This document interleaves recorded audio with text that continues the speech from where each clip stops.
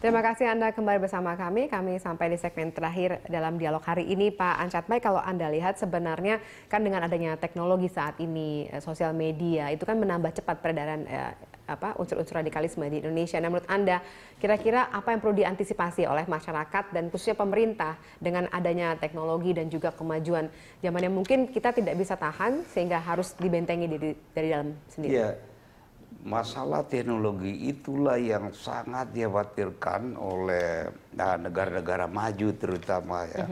Karena penyebaran radikalisme, terorisme ini menggunakan justru teknologi-teknologi yang canggih. Dan juga mereka sangat menikmati fasilitas-fasilitas kebebasan dalam demokrasi, padahal tujuannya anti demokrasi. Nah, teknologi yang sangat mengerikan sekarang yaitu terutama lewat medsos. Kalau dulu bom Bali 1, 2 sampai dengan bom Marriott, orang merekrut teroris baru itu pendekatan kekeluargaan atau sesama. Jadi langsung pendekatannya ya? Sesama dulu belajarnya di mana gitu. Kalau sekarang itu tidak perlu. Itu perekrutan bisa dilakukan hanya oleh satu orang kepada berapa orang melalui sosial media. Kemudian bukan hanya perekrutan, tapi itu membaiat itu ya bisa lewat sosmed, dan untuk membuat bom itu lewat sosial media. Kemudian juga perintah untuk eksekusi itu semua bisa lewat sosial media. Oleh karena itu kita lihat sekarang mulai tahun-tahun 2013 ke sini banyak sekali teroris yang beraksi itu sendiri. Dia membuat bom sendiri, dia beraksi sendiri. Kalau ditanya selalu mentoknya itu dari medsos itu. Dia berhubungan dengan ada yang di Hong Kong, ada yang di Syria. Nah, dengan kondisi ini menurut Anda pemerintah dan aparat sudah cukup tidak untuk mengantisipasinya?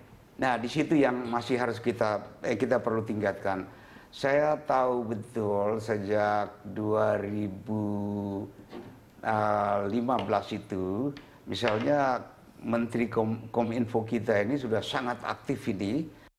Beda terus terang dengan dulu, Mbak. Dulu itu beberapa kali BNPT mengajukan, Pak, ini ada beberapa situs, ini corongnya radikal, terorisme, tolong itu agak seret.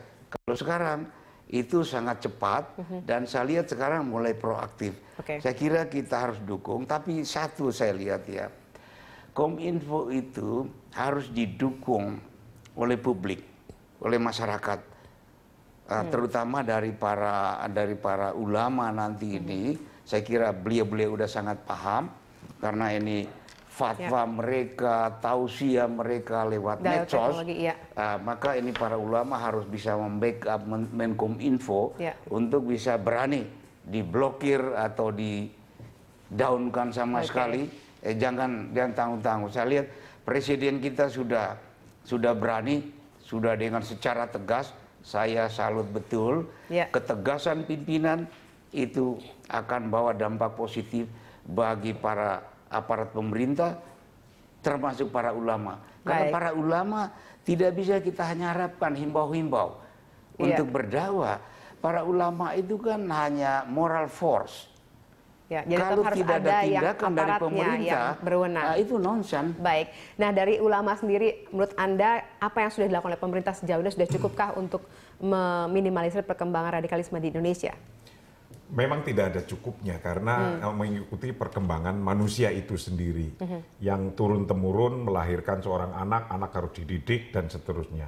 Tapi minimal hari ini menunjukkan Presiden Jokowi sudah melakukan dengan tegas dan toh kita rakyat juga akan mengikutinya jika memang demikian. Maka early warning kepada masyarakat ini yang penting sekali menurut saya, antara lain lihatlah anak-anak kita yang baru kelas SD, SMP, SMA, lihat handphonenya, lihat riwayatnya.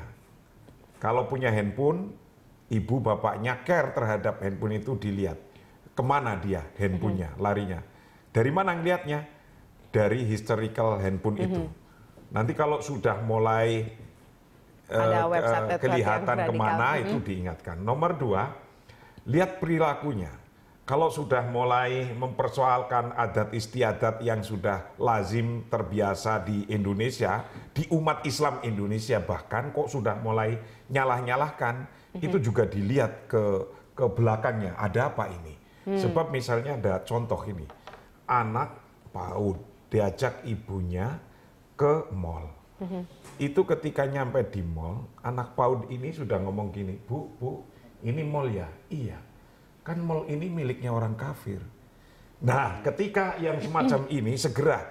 Jadi sudah sejauh itu ya pemahamannya sudah sejauh dari sejak itu. dini sudah ada. Nomor 3, jangan mudah terpancing pada pendatang baru. Pendatang baru atau organisasi baru. Belum tentu itu cara dakwahnya sesuai dengan kultur budaya yang ada di sini.